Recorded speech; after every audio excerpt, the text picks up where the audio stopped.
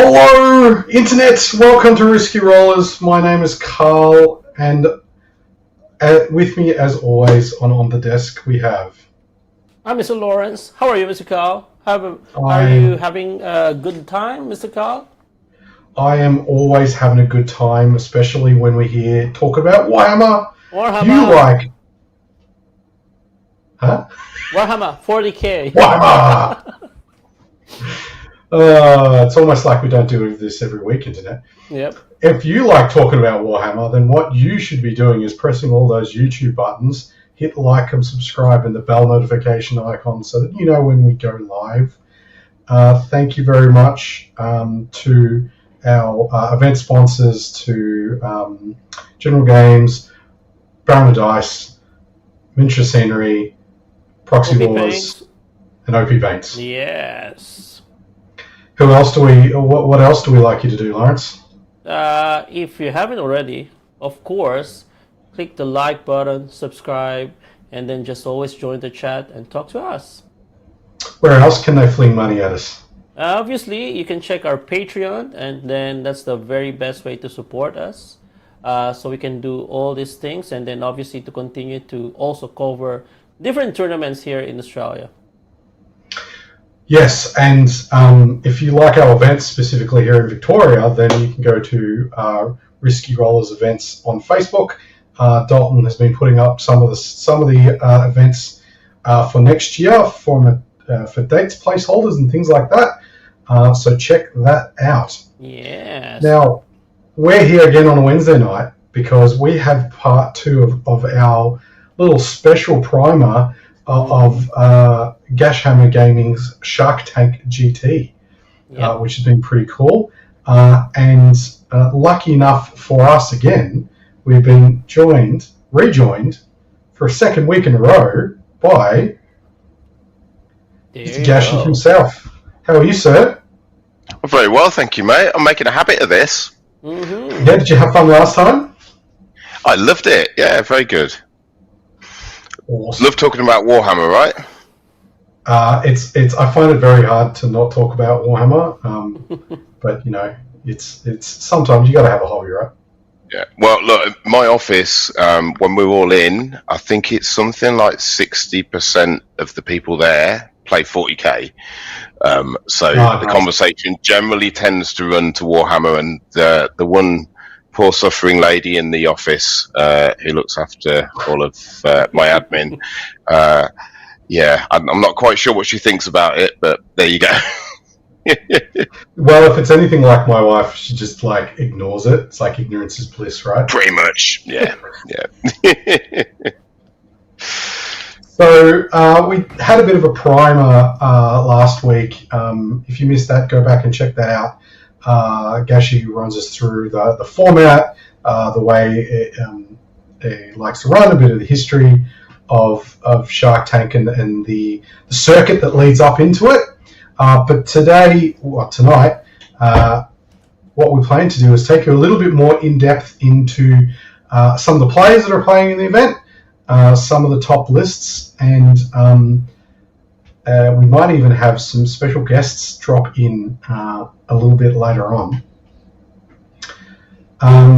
So what's up first, Mr. Laurence, with the slides button? All right, so I'll leave that to actually Gashi, because we have 3 special guests for tonight, and then obviously Gashi will lead us the way in terms of the seedings and then the faction breakdown as well. So over to you. And then we've already got chat heckling us already before we went live, Gashi, about when's the pods? When are you releasing the pods? Why can't I have the pods now? Is it Daniel Sherry? They're very excited. Yeah, pods in all in good time. All in good time. Best things come to those who wait. Like, subscribe, and release pods, I believe is. Yeah, like and subscribe. Yeah, so look, I'm going to get through the first bit relatively quickly. I just want to give everyone who's dialed in, who's playing the tournament, a chance to see the seedings, what tier they've fallen into. They have a pretty good idea, but everyone got an email earlier this week from the Emperor, delivered on behalf of the Emperor by myself. And kind of, apart from the sharks, it was pretty obvious because it said they were sharks, but everyone else, it was a little bit cryptic, so, you know, they can see where they fit. Going to do a bit of a faction breakdown, also a reminder of what the standings are for General of the Year and the Best in Faction rankings as well. And then we're going to do the interviews, so... All right. Yeah, so these are the tiers, right? Everyone's in a seed pod. So top of the tree is the sharks. These are the guys that are probably the person who wins the tournament, and most likely the top three, are probably going to come out of this group. These are the guys that win the GTs on a regular basis. They're always on the top tables and play 15 games a week. Won't mention any names, Brian Ducatel. Tier 2 is the challengers, so this is your upper mid-table players, right? These are the ones that are at the tournaments like several times a month. Seriously good players, right? They're no slouches, but they're just not quite at that sort of top level yet. But they have the potential. There is the potential that someone in this group could really, you know, threaten those top placings. Maybe win it, but quite possibly someone from that group could get second or third. Then obviously got tier 3, the troopers, still somewhat tournament regulars. You know, a lot of people in this group are more hobbyists, or they just, you know, they've got children, families, other priorities, and just aren't able to play the volume of games. And then, of course, you've got tier 4, the recruits. Quite a few new players, returning players, new tournament players, guys that just play with the models that they love to play, right? The absolute bastion of the hobby, people that really live by rule of cool. So a whole range of people in that tier. Awesome. Yeah, I thought the sharks were going to be the bottom feeders. Well, how can it be the so look, these are our sharks. It's no real surprise, the people on this list. You know, some incredible players. And just skip to the next slide. Will you please, mate? 3 of the people on the list haven't had their shark sighted post on Facebook yet, because I haven't quite got round to it, but they will have it. So, but look, you can see the little logos on there. It's no surprise that virtually everyone in this list has represented the state. That includes Arian, Dylan, as well as represented Victoria, as you know. You've got multiple people that have represented the country. You've got 2 ex-Team New South Wales captains, and like everyone in this category, by the way, is like like you've got medical doctors, dentists, psychiatrists, engineers, people with PhDs, entrepreneurs, business leaders. You know, you've got like everyone here is like a really bright person and very creative, so it's no surprise that they're pretty good at Warhammer as well. You know, yeah, you look at that spread and you could pretty much like pick out of a hat 8 players and make a pretty good 8 stack. Yeah. Teams, right?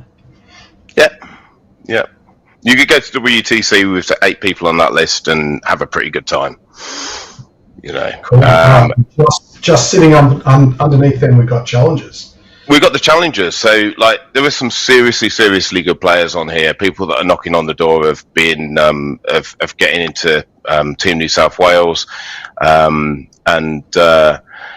you know, there's a couple of people on the list that actually, if we'd have got a full 72 player complement, would have actually been in the shark category. Some people that have shown massive improvement that Zach pointed out to me this year. I won't name them and embarrass them, but you know, like I say, very strong players in this tier. Troopers. And then our troopers. So you know, you'll hopefully some of like these people are watching. You know, also, like I say, people that are playing pretty regularly, you know the game, just haven't quite hit that sort of higher level yet. And then, of course, we have our recruits. So, some of these are my tournament regulars. We have Nick Casall on here, who is an Army of the Year contender. I'll pick on Eugene. Eugene, bless him, doesn't get to play very often because he's also a TO and does a lot of other things with regards to Warhammer that isn't playing the game, a little bit like myself. But yeah, it's great to see some new people coming into the tournament scene. I know there's a couple of people on here where it's their first tournament game of 40k, and what a tournament to do it at. Yeah, that's nice. So I really hope they have a fantastic event. Yeah, it's getting new people in, and it can be intimidating, especially if you're coming to a 2-day GT first up. But what we always tell people is just go for it. The people that are going just want to play Warhammer. They're really interested to see what you're bringing. We all love the game, and quite often you find you make friends lifelong friends that like playing Warhammers, right? So just give it a go. And you might not make the shark tier straight away, right? But you got to be in it to win it. So every game, and this is the cream of the crop from New South Wales 40k. So if you're going to see how the game's played, and this is the best place to do it. 100%, couldn't agree more, mate. So just an update on General of the Year, because there are some people that you'll notice that there's a few positions missing there. There's some people that were at the top of the table that actually aren't able to make it because of family events going on during the weekend before Christmas, which is understandable. Yeah. It's not forgivable, but it's understandable. I'm joking, Greg. So taking those people out of it, there are trophies in place for for first, second, and third, and obviously a big cash prize for first. But third place and fourth place, I think, is 50 and 49 points. So it's very unlikely that Taylor or Sherman won't get at least 10th or better at the event. And also, I expect Woody to get a high placing as well. So, Taylor, Sherman could potentially win it, but that is probably unlikely. It's probably between Alex and Princey, but who knows? Who knows what can happen? But yeah, that's so go on to the next one, please, mate. All right. So now we have the faction breakdown. Super interesting. Interesting faction breakdown. Like a lot of chaos. Mm-hmm. A lot of chaos. But, we've been talking. Obviously, Laurence is an avid Death Guard player. Interested to see there's still people sticking around with that. Yeah, still 5 Death Guard here. 4 Chaos Demons. Do you know off the top of your head what kind of faction breakdown that is? Are they all demonic? The teleport detachment? I can never remember the names. I honestly haven't looked into it, to be fair. You might want to ask one of our guests that are coming up shortly, because one of them will have probably studied all the lists, I would have thought. But I'm not amazed, but I am surprised and disappointed that my own tournament that I can't play at is the one where Marines are really good, because that's my main faction. Yeah, so probably the Ultramarines one, the 7. Yeah, I would imagine there's seven sets of 18 Victrix Guard or 7 sets of 15 Victrix Guard in those 7 Codex compliant Marines. Yeah. There's some spicy ones. So Arian, who's in the shark category, is taking 18 Victrix and 3 Repulsor Executioners. Ooh. He's gonna ruin some people's day with that list. But he'll do it with a smile. Actually. 18 Victrix. And one absolute trooper who's still taking Eldar. What a trooper. Good luck to you, sir. We salute you. Eldar. Probably that's the Harley Quinn's detachment, Carl. It could be. It could be Harlequins. Yeah, it could be Harlequins. We'll find. I'll find it out for you. It could be Ben Brown. He's Eldar. He's in Army of the Year, and I think he'll probably enter his Eldar, his Harlequins army, but he doesn't have to. So he has Death Guard as well. So I can't remember what he's playing. The Eldar, you know, it'll be interesting to see if anybody can come up with anything that's kind of competitive in a competitive standpoint. Wait for me, Carl. I'll play Harlequins. I think people keep talking about Harlequins or Wind Rider. I think are the two that are kind of people are still kind of looking at. But again, you know, sometimes you get the faction diehards that just want to play with the spiky ears. Yeah. Now, when we look at the Sharks, like what are the top players playing? I was really interested and really encouraged to see that it's actually pretty spread. Like, yes, it's heavily chaos, but all of those chaos armies, they're all very different, right? Prince's Chaos Knights is totally different to Ryan's Chaos Space Marines, which is totally different to Death Guard, to Emperor's Children, to Thousand Sons. And like, yes, we have 3 Marines. I'm pretty sure they're all probably playing 18 Victrix. I know Dylan is, and I know Arian is. I can't remember who the other one is. So yeah, it's good to see a real spread amongst those, you know, those spicy players. Yeah, there's a lot of infantry and not a lot of stat check in those lists, right? There's a little bit of stat check in terms of this. The CSM's got a lot of bodies. There's some high toughness Death Guard there. We've got and Victrix Guard always going to be a bit of a, you know, do you have the output to deal with them before you get, you know, taken off the table? But they're all very infantry based. Couple of Tau though, that's interesting. A couple of your Sharks taking the Tau gun life. Fish people. I'm told Tau are really strong at the moment. But I doubt that.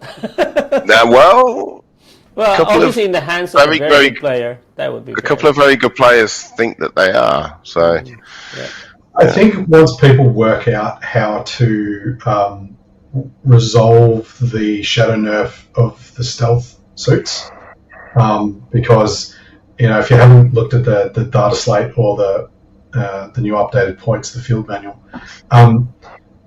there wasn't a lot of actual change in there for Tau, but they're still coming off the points nerf for stealth suits going up to 110 for 5. So the ability to fit 3 in a list has changed, which means that kind of that last couple of units, whether you take a breacher unit or you take the extra unit of Pathfinders or you take a Piranha, that makeup of units is really important to support the gun line from a Tau perspective, so you've got time for your Riptides to do work, right? So it'll be interesting to see as more tournaments playing with the data slate, how that rolls, really. But yeah, very, very interesting spread from the Sharks. And then our best in, it's a faction, best in master faction, meta faction, however you want to describe it. I had to update this after last week, but yeah, you know, it's other than Chaos, which I think Prince is pretty much sewn up, unless he falls outside of the top 11 and Woody wins. Pretty much Prince has got that. Alex looks pretty set for Imperium. He's playing Imperium because he's playing Marines, so I've included Daniel Smith, and he's actually not at the tournament. So it would have to be an epic performance from Matt Hearn. He has it in him. He's an excellent player. He was right on the cusp of being a Shark, but it would require Alex to not not get in the top 10 really at the tournament. So probably unlikely. He's taking Space Marines, right? So yes, yeah. So he is playing that faction now. The best. Xenos is really open, so Dan the Guy and Greg McGinnity can't actually play the tournament. I've left them both in there because they will still win that if they're not superseded by one of the other players. Dan the guy is actually ahead on win rate. He also required less games to achieve those points, so he kind of pips Greg on that. I would expect Taylor and Ben to both score points. Sherman could very easily get into that top 11 as well. But it doesn't take much for Taylor or Ben to get past Dan and Greg to take that best in faction. I can't remember actually what Ben's playing, but Taylor is definitely playing Xenos. A couple of people. Do you trust the user Cold Snacks? Do you know who that is? I have no idea who it is. So chat are telling us the demons are 2s each, so two full chickens. One Shadow Legion, one Mono Nurgle.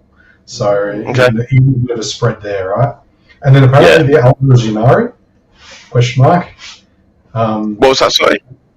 The Eldar is Yunari, apparently. That'd be. We'll have to go and double check that, but that would be pretty style points. Yeah, 100%. So, okay, it's time to welcome our first shark. Yes. So, our very first guest would be Mr. Ryan, and he's a Team New South Wales head coach. First ITC, what's BA Australia? Blood Angels. He's number one, currently ranked number one. Number one in 2025, For Blood Angels. He plays CSM and as well as Blood Angels. So let's welcome Mr. Ryan. Hello, sir. Ryan. Hey guys, thanks for having me. So,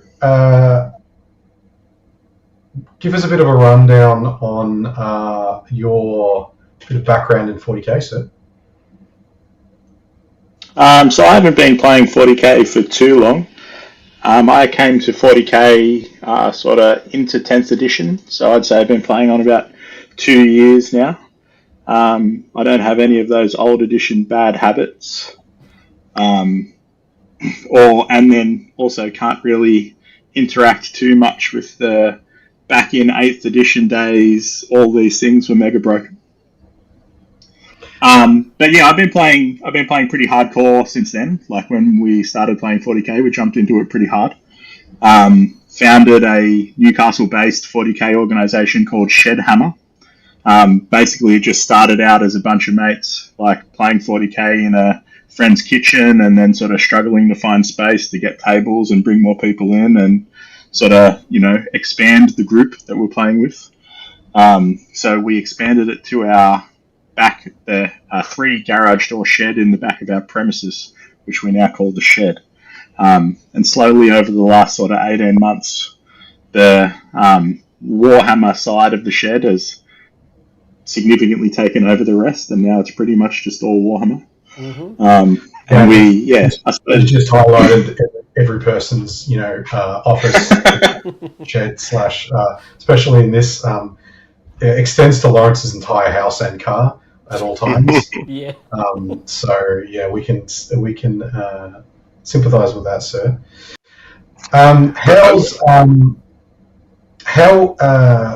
How was your journey to New South Wales head coach? Journey to New South Wales head coach was, I suppose, I'm a pretty competitive guy generally, and then also sort of like quite passionate and have a bit of an addictive personality, so to speak. So like when we started playing 40k, it quickly transitioned into competitive 40k, and competitive 40k became quite a big focus for us. And we also, I suppose a bit like many other people, but really enjoy playing teams Warhammer. Playing singles is great when your friends are there, but also like, being able to play games of Warhammer, directly with your friends is, I suppose what we're most keen on. And then from there, last year I had an opportunity to just be a general coach of the squad, captained by Taylor Hill. And then, so after sort of the success of the Team New South Wales squad last year, that came second, beat the Vics, up the boys. I had an opportunity to come on as head coach this year. I suppose, a lot of my strengths are in organisation. I organise all of our teams. So, I coddle all the boys, make sure their registrations are paid, make sure our list composition works, and, that everyone's registered on time. Doing the Lord Emperor's work there, sir. Yeah. I love. Correct me if I'm wrong, Ryan, but everyone in GashHammer in Newcastle has a key to your shed at your house, so they can enter at any time of the day. A few of them. So yeah. So I suppose to keep our community's grown quite large. Like over in the course of a week, probably have 30 to 40 people play Warhammer in the shed. Shed takes 6 to 10 tables at a time. It's quite a nice little thriving Warhammer community. But I can't be there all the time. So we run on a system based called Shed Openers. Experienced, and very trusted people in our group, and they let the shed be open all the time and sort of act as quasi employees, but not. Nice. I love Gash's description there of your singles performance, and I quote: "He's also no slouch at singles." Yeah, look, I definitely still enjoy playing singles 40k. Whilst teams is definitely I suppose the pinnacle of 40k for me. It's always good to get games in against high quality opponents in singles events. Test your mettle, so to speak. Yep. See where you shake out. Yeah, nice. Speaking of singles, we better have a look at at the list. Chaos Cult. You like moving lots and lots of models. Yeah, look, it's not too bad when you take a couple of tanks and Disco Lord.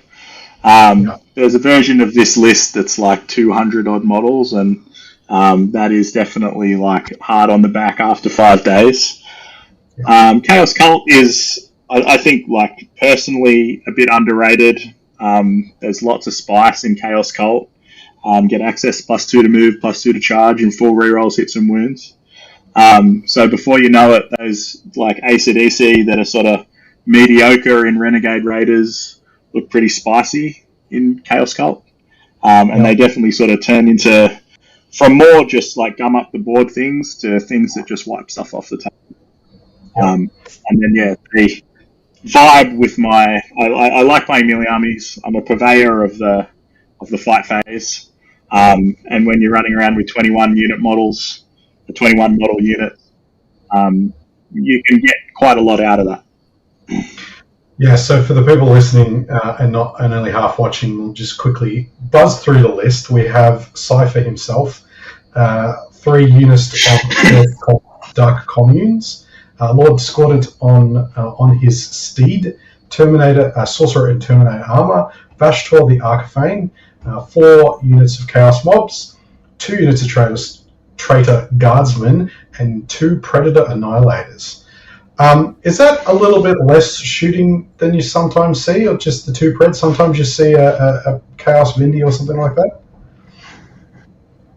Yeah, a little bit less shooting. I like having lots of activations, lots of Cultist Mob, lots of Traitor Guard, lots of other bodies. There's lots of OC. You can, put lots of goobs on points, and then, before you know it, there's 70 million dudes little running around the board. How does Vashtor play in this list? Vashtor is in this list because Andrew Sherman, who is a wonderful painter, and he's I think I would assume putting in an army for Army of the Year is painting him for me, and I wanted to put him in there. So he's probably not the most meta pick, but he's very cool. Yeah, because you don't have any demon vehicles, right? So he's one of his abilities doesn't work. He's just a pseudo demon without his line. Rule of cool. Rule of cool. I love the face of somebody who does a shooting activation into Vashtor, and you're like, cool, roll all the hazardous now. Yeah. You're like, what do you mean? yeah, always been a neg one to hit. His meale's good. Who's 12 with fly. You know, when the army has gummed you up all across the board, a couple of big things in the backfield like Vashdor and the Disco Lord, and just sort of run around pretty uninterrupted.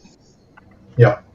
So from a competitive side, the choose to go cultists over something else in CSM, is that a specific meta call for this event, or is that something that you've been practicing in the lead up and you kind of sticking to?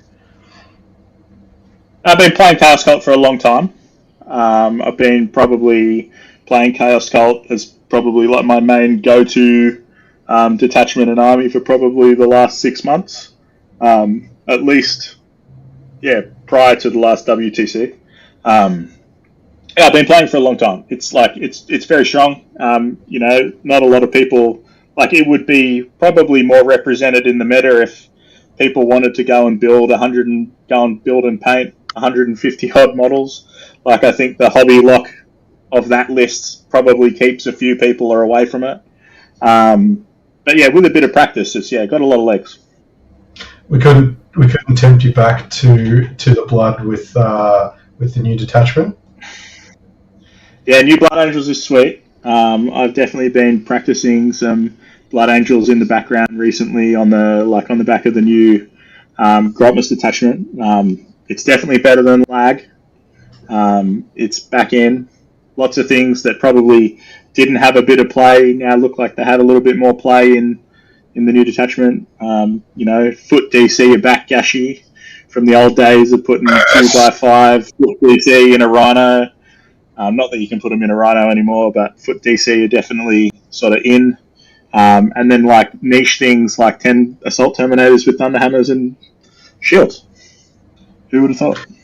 Yeah, I keep that goes in the list, and then it gets deleted, and then it goes back in the list, and then it gets deleted.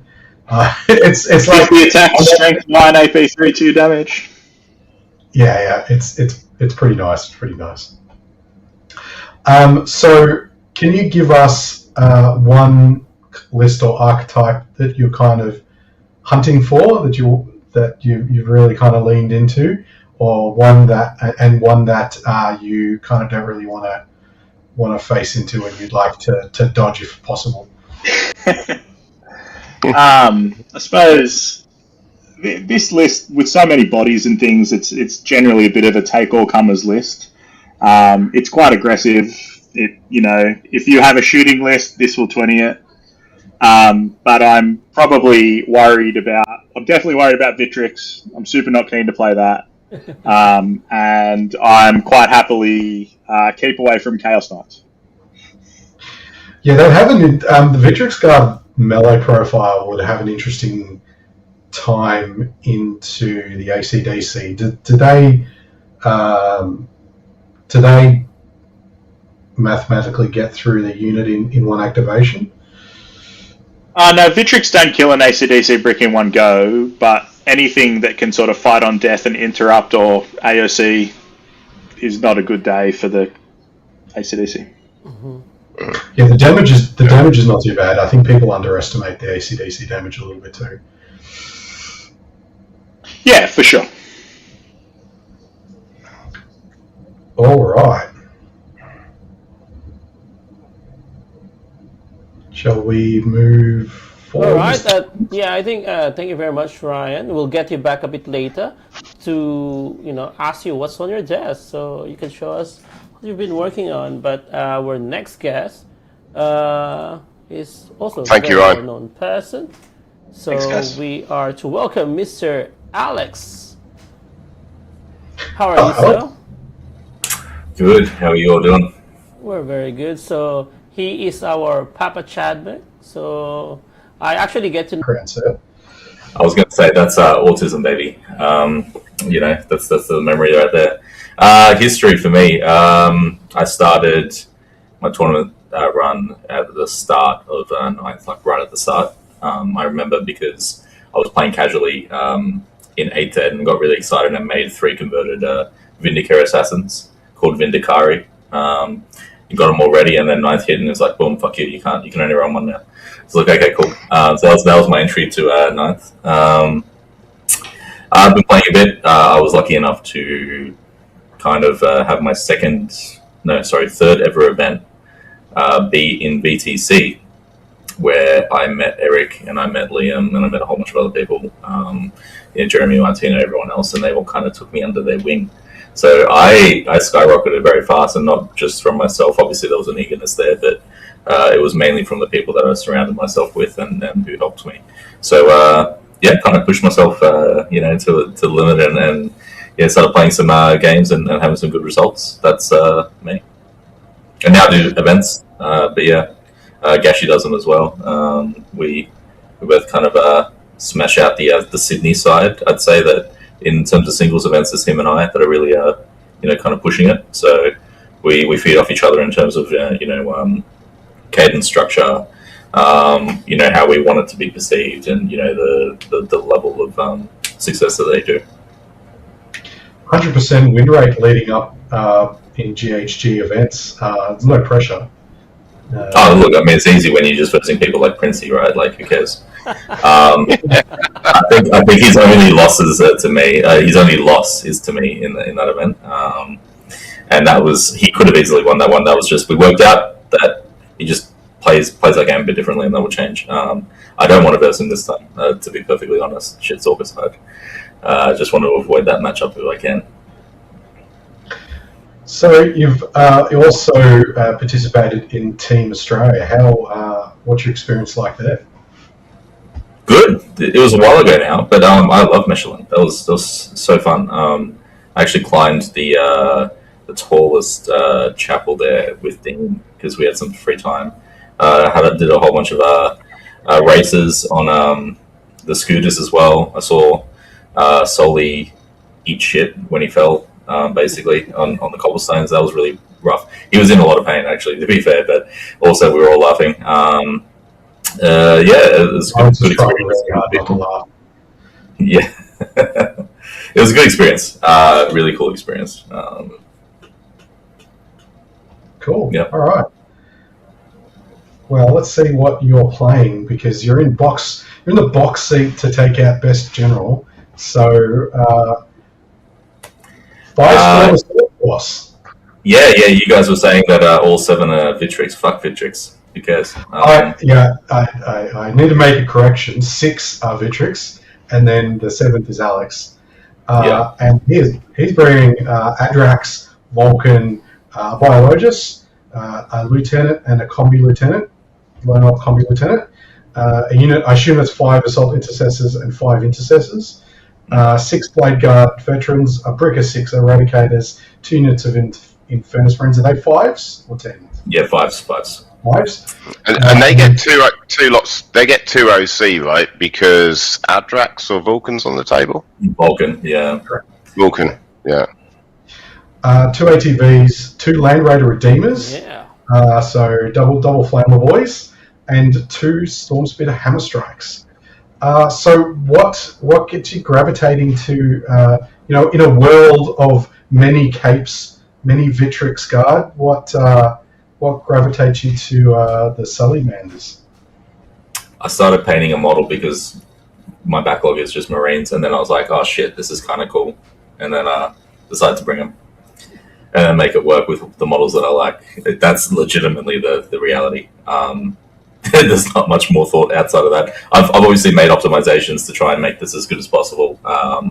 The Lieutenant has Ignore All Mods, which is a 10-point enhancement, which is just ridiculous. Mm-hmm. So I'm pretty sure the Blade Guard unit picks up a Victrix Guard, so they don't get the neg 1 a wound, and with those they're winning on 2s with 4 reels to wound. Yep. Lethal hits, everything else, they can't AOC. So that's probably pretty good for a 10-point enhancement. I'm not going to say no to that. The Biologus is because I saw how cool it was that Eldar players got to play with their really cool shit. The Fire Dragon, so the Biologus has Flipper 6 enhancement, which is each turn, and is with the Eradicators for 4 reels to hit, win, and damage. Works in Overwatch 2, which is kind of cute. And that's as far as... I every now and again I get the Biologus and the 6 Eradicators out in my Angelic Inheritors list pay CP, give them sustain, and Yep. watch people cry, and it's pretty funny. Although it doesn't make the rest of the list work very well, but it's definitely fun when you get them to connect. And look, let's be honest, right? Like I'm being a snowflake by playing Sally's and Firestorm. Like I could be just doing the smart thing, but I just refuse to. I don't want to play. If the option was Marines has to be Victrix, Ultras, or even BA or anything, I'd just say I'll just play AdMech or Nids, and people won't have fun. Yeah. Yeah, I mean, I tend to look at the win rate record, the best general position, and the probably one of the best players in New South Wales, if not Australia. And if you can make it work with Firestorm, then it can't be that bad, right? Or everybody else is just crap. But it's not really tested. I played one game versus Ryan, and he's changed his list significantly since then. And I've kept mine because I got away with doing silly things. But I don't know what I'm doing. Yeah, we'll find out. We'll find out round one. I know you said you don't want to play Princey, but I think this could give Princey a really hard time. Feels like you could reliably pick up 2 knights in a turn. I don't think. I think the knights have to move before I get to him. That's my issue. So I think what happens is I'm really good at killing his trading pieces and his outward projection units. But then once those 3 knights are there on the field, I can't get to him. Like, I mean, sure, if he gives me a knight with my Blade Guard unit, I pick it up. Sweet, awesome, great, have fun. Same with the Rads. He's just never going to give me that. So he'll play back. He'll use the superior range, and I'll need to try and get within either melee range or within 9 inches to shoot him and be anything good. It's not a good time, but I'm sure he's happy about that, right? Because he's really gunning for the prize. I'll be honest, Gashi. He's sent me so many messages, long ones, heartfelt. Going, look, this would really mean a lot. I really want to. Do this for my family. This is it. Otherwise, I'm off the team. Blah blah blah. All this other stuff. So I'm doing this for him. You know Princey's wife, right? How do you think she would feel about him bringing home a 5-foot chainsword, marine chainsword with bloodstains? Well, she's actually my cousin, so we're related. How should we feel? I don't know. I feel like his kids are going to break it straight away, but I reckon if I win, maybe I take it and I break it on Prince's back, smack him around with it a bit. But I'm pretty sure he's got it. anything on the run up that you legitimately trying to dodge, or might give you a run for your money outside of that? Look, I'll be honest. I don't know what the fuck this list does yet. So we'll find out. But realistically, I don't want to verse Princey. I don't want to verse Jordan. But that's just because they're 2 top tier players and they're both playing amazing lists, and I just don't want none of that. I've got a birthday party to go to after day 1. So I got to keep it chill. I think it's kind of testament a little bit to the meta at the moment, where even though the data slate, if you pay attention to a lot of the content creators or the media about the data slate, it probably might have been a bit of a miss. But I think the meta is fairly wide open, and there's a lot of room for generalship to take non-medalists very deep in events. I think it's just because there's a lot less uninteractive lists out there. There are still a bit, right? Victrix are a perfect example. I guess this new Demons one, with Zinch can be an emergence of that. And there's obviously still the CK list, which hasn't changed. And a lot of these develop some sort of uninteractability. But outside of those 3, I don't think there's many others that feel that way. At least, with things like the Blood Angels with the new detachment, the great thing about that is the fact that you are still meeting on certain terms, because that if you're at a certain point, you're dictating where they can go to, right? It's not as if they move 20 inches in charge. You have a bit of playability there, but cool. See you, Elder, hence the listening. All right. Anybody got any other questions, or before we move on to the next? Yeah, I think it's cool. So we'll also have Alex a bit later again to ask him what he's working on, what's on his desk, and then we can proceed to our last guest, which is. Can I do a quick shout out as well? Go ahead, please. Of course. Yeah, I just want to shout out. Kyle's been messaging me nonstop from in the West, and he just wanted to make it clear that he wants a shout out for the Shadow Wizard Money Game, the game. He's really big on that team. Really cares about it. So yeah.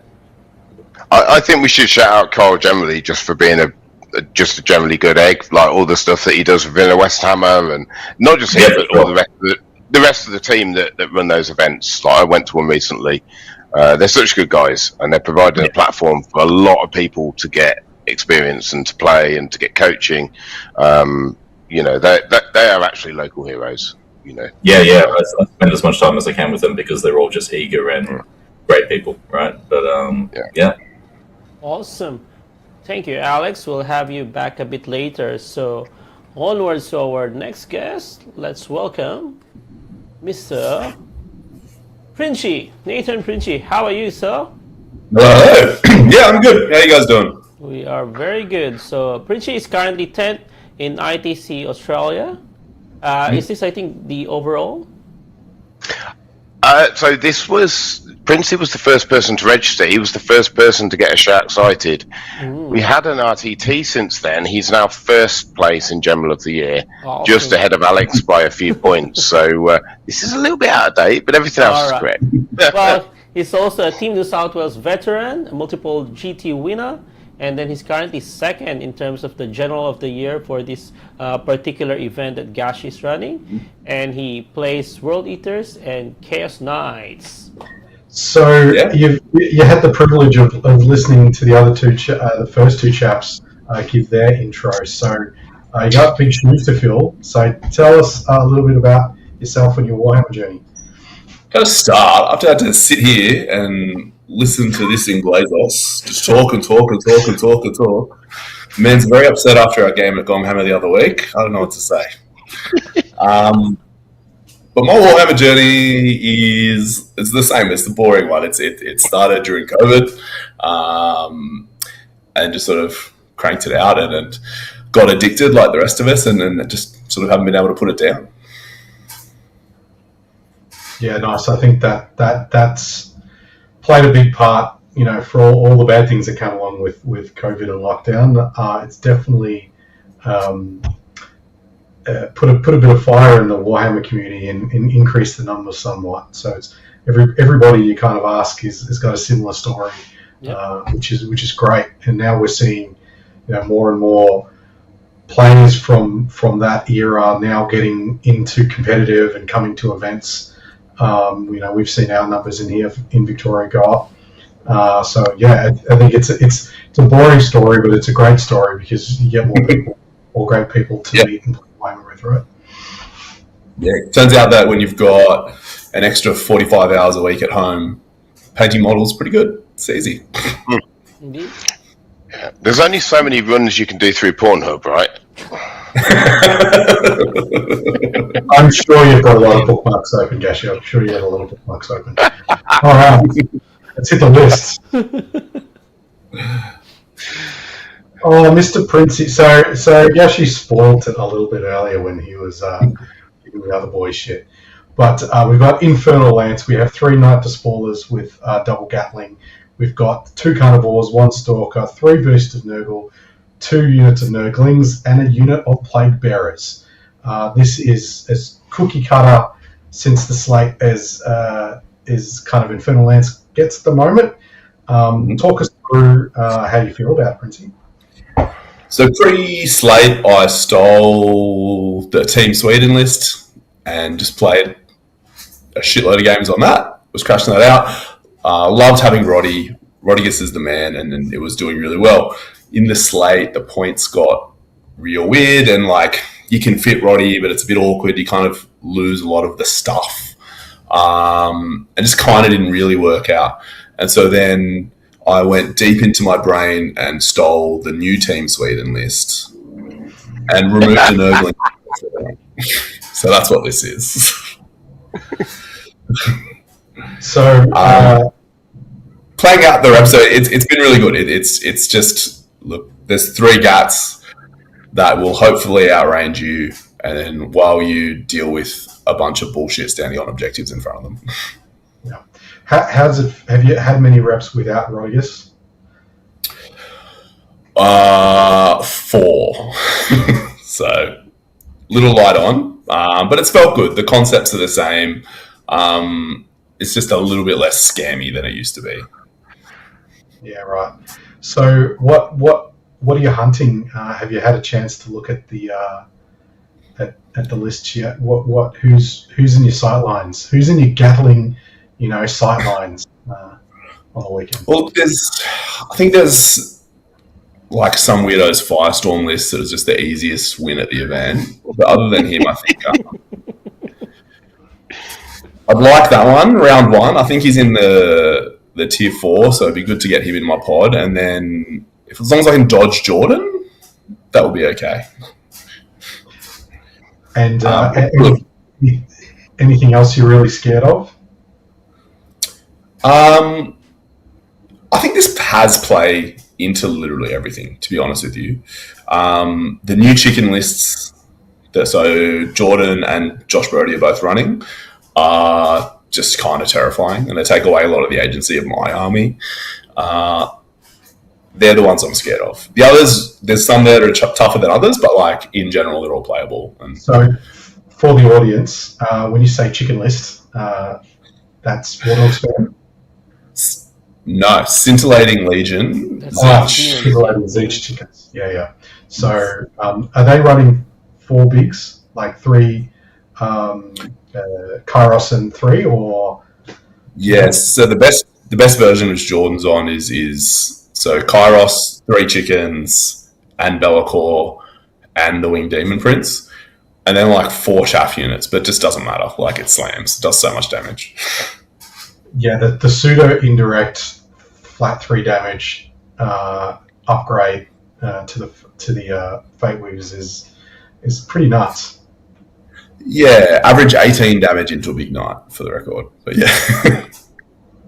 Do you have rotating lands? I can't remember. Yeah, do have rotate. If I rotate, it goes down to 12. So that's the plan. And then just roll good. Yeah, roll 4-ups. And 5 just roll good, yeah. Yep. Make a good dice roll. Yeah. Laurence knows lots about playing armies that just roll 4-ups. Yeah. That's one of That's my strength, Carl. Roll good 4-ups. Just roll 4-ups. Princey, how do you feel about the Lion going into a despoiler in melee? Oh, he just never will. Never happen. He's not getting there. Nah, if he does, like 1, I've fucked up, but 2, he'll probably kill it. That dude does so much damage, but he moves 8 or whatever, and even with advance and charge, it's a big base. If he gets in there, like I've made a mistake. Yeah. I understand he can deep strike though. There's a way to deep. There's a reason I'm leading into this, by the way. You'll find out on the next slide. Yeah, he's got the same turn uppy downy, I think, right? Mm-hmm. Yeah. Bit of a pain in the ass. Might even be able to turn 1 ingress.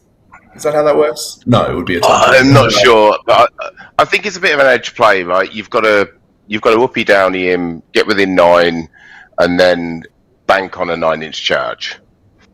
But crazy people in lower tiers will try that against you. Absolutely. And look, with a reroll, you're almost a 50-50, right? Got to send that out. Nearly. So, you reckon you can hold on to your best general spot? Man, that's all I care about, is that I'm happy to lose as long as Alex also loses.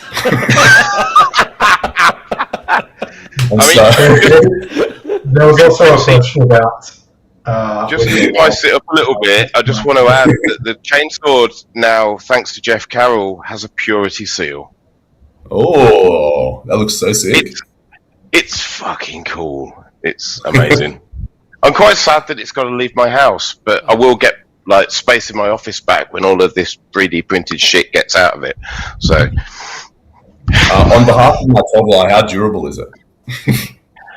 It's pretty durable. It won't.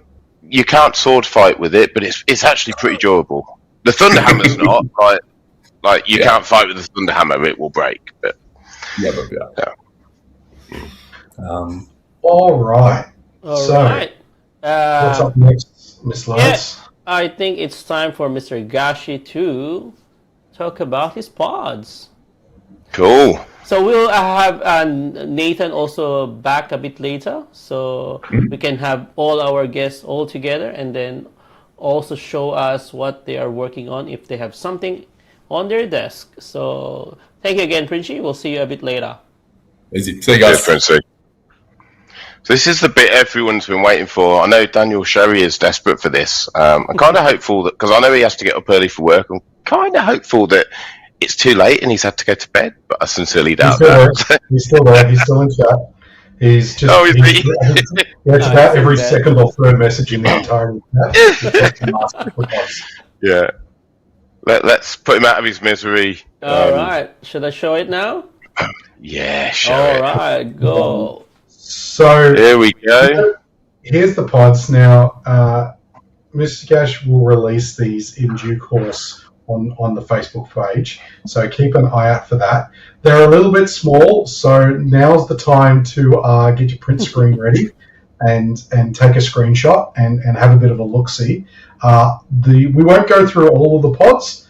We'll leave you to go through that in your own time. But Gashi, you want to take us through some of the interesting spice we have in some of these pods? Indeed, mate, indeed. So first of all, just to this will be printed out at the tournament, and you'll be able, it'll be on Facebook tomorrow anyway, and in Team New South Wales Discord. But you can see that, if you're in Pod 1, for example, you're on tables 1 and 2 for rounds 1 and 2. So nice and easy. You're not moving models around the venue, and you know exactly who you're playing. You know exactly what tables you're on. So very straightforward. I will be putting these. I'll be checking everyone in probably tomorrow, and I will be starting the tournament and setting up that first round. Thank you, Alex, for that suggestion. It was a great idea.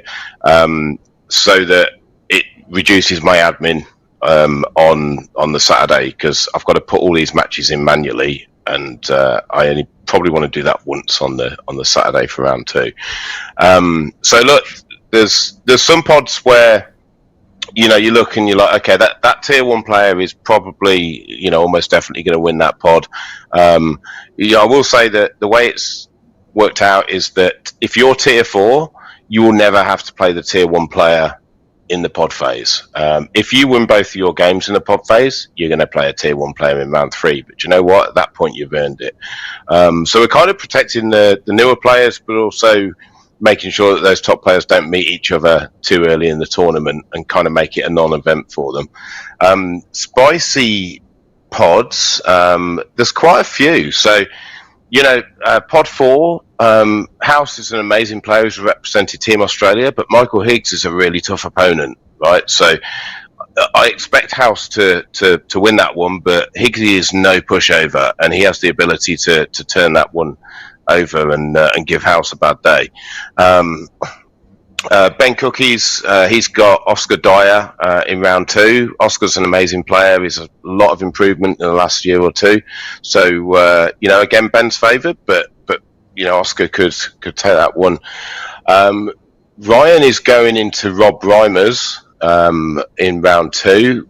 Rob actually won one of our GTs. He's the only person outside of a very small pool of top players that's actually kind of reached up and won a GT in the last couple of years. So that's a really tricky pod for Ryan to navigate.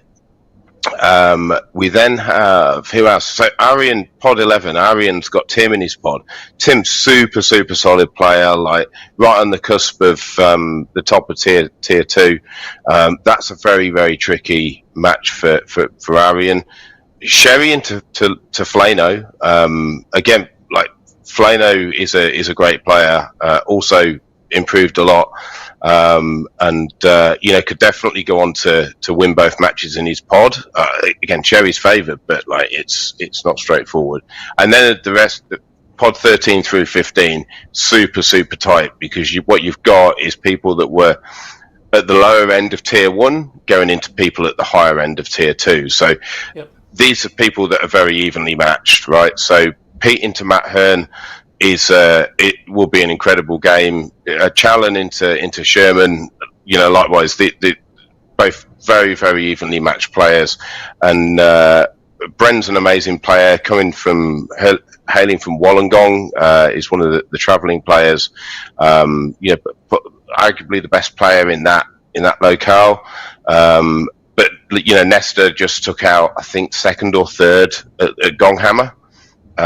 So he will be on a different army, though, I believe, because he was on Eldar at Gong, and I think he's on something different here. But going to be really close and interesting matches. So I think we've got a good mix that we're going to get a really, really strong round 3, round 4 and 5. But there's some really good and very close matches in round 2 and round 1 as well. All right. Awesome. So hope you guys was able to actually screen capture that one. So because Gashi would be releasing the actual pods by tomorrow. There you go. All right. Yeah, we would be welcoming back our guests. So because like Alex and Princhy are having a very good banter, so let's have them all the time. Just like normal. Oh, I'm losing one. Who did I lose one here? Oh, Princhy is not. Princey. Yeah, where is Princhy now? We've lost Princhy. We lost Princhy. He's crying. He's crying after the comments. He's really upset. He's really upset. He's reeling. He saw the pods and he's like, "Fuck, man." Yeah. Thoughts on pods, you guys? Who are you trying to dodge? Wait, what do you mean? I mean, we know who we're versing in the pods, right? Well, yes. Sorry. So who's anybody got you sweating? Who am I versing again? So you've got Alex Rymel and Peter Ray, your 2 opponents. Oh, it's a marine arena. This is mad. It's just a marine off. You got Blood Angels, Space Wolves, and Firestorm or Sallies. So that's going to be cool. I don't know. They just both seem like really fun games. So I'm just keen to play them. Yeah. Princey round 1 has actually got one of my work colleague, who's the guy who got me back into 40k. He's playing. He plays Rule of Cool. Right? He plays what he likes, and he plays Dark Angels, and he's playing the Lion. Hence my comments about the Lion to Princey previously. I think Princey's just got way too many screening units early on, and then he just trades up with the Dezos. But so yeah, it goes. Yeah. I thoroughly expect Princey to win that one, but Troy will have a good time. Yeah. Princey's a great opponent. So. He's actually blacked out the whole screen now, so he can check up the Lion's rules. So he's he's a bit worried. Well, we lost it. Well, one thing we like to do here. I don't know if you watched the show before, but it's called On the Desk. Because one of the things that we like to do when we don't have special events and guests on is go through work in progress and have a bit of chat and what's on our hobby desks. So I think maybe let's start with we heard a lot from Gashi about what was on his desk last week and about the trophies.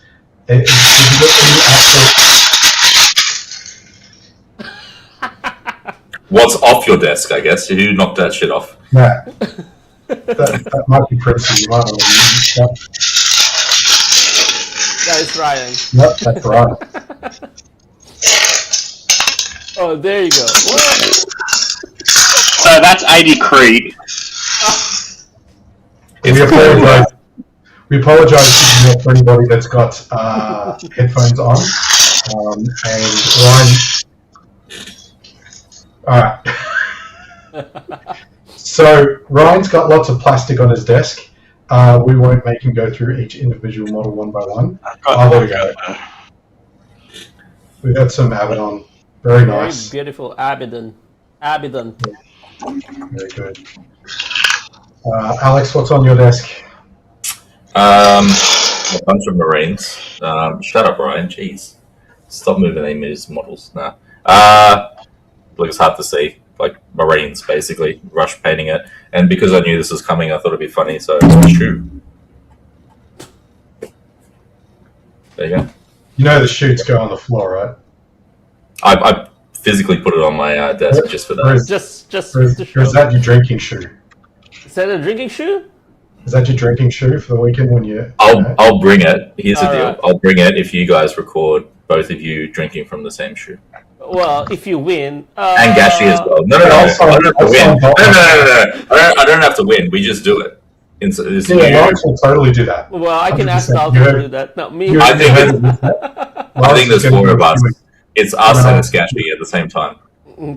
And I'm gonna go for a run before it.